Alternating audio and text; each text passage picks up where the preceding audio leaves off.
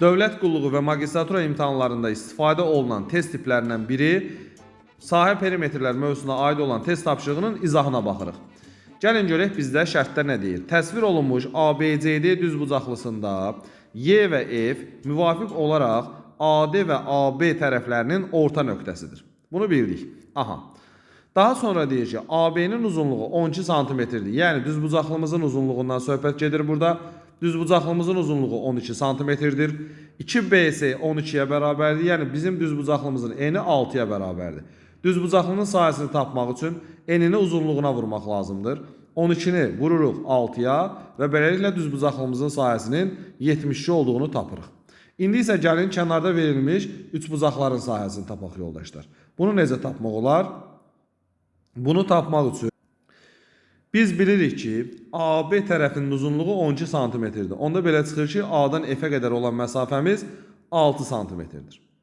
Daha sonra biz bilirik ki, A-dan Y-yə qədər olan məsafəmiz, A-dan D-yə qədər olan məsafəmiz daha doğrusu BC-nin uzunluğuna bərabərdir. Yəni 6 cm-dir. Onda belə çıxır ki, A-dan Y-yə qədər olan məsafə bunun yarısıdır. Yəni bu hissənin də 3 olduğunu tapdıq. Yəni bu gedişlə biz axtarsaq, bütün yarımçıq verilmiş, yarı olan uzunluqda olanları da tapa bilərik. Tam uzunluqda verilənlər də onsuz da verilib də bizə. Yəni məsələn yuxarıda AB-nin uzunluğu 12-yə bərabərsə, deməli DC-nin uzunluğu da 12-yə bərabərdir. Axı bu düzbucaqlıdır.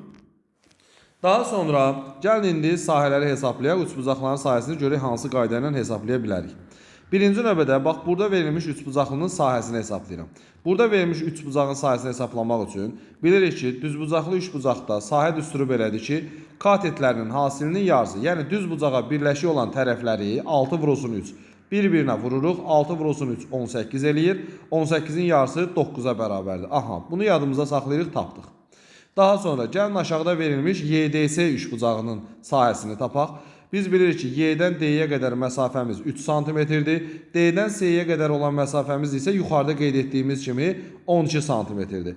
Düzbucağa birləşik olan katetlərin hasili, yəni 3 vurulsun 12, 3 12-yə vuranda edir 36, 36-nın yarısı da 18-ə bərabərdir. Buranın da sahəsinin 18 olduğunu tapdıq.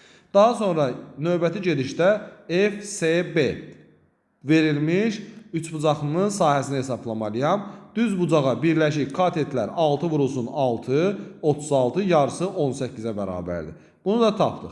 Daha sonra yoldaşlar biz bilirik ki, bizə ümumi sahənin 72 olduğunu vermişdi. Və biz 70-dən çıxmalıyıq, həmin o kənarda verilən üçbucaqların sahəsinin cəmini. Yəni 72-dən çıxırıq, 36, 45 çıxmaq lazımdır. 72-dən də 45 çıxdığımız zaman düzgün cavabımız olur B variantı. Bu formada həll edə bilərsiniz.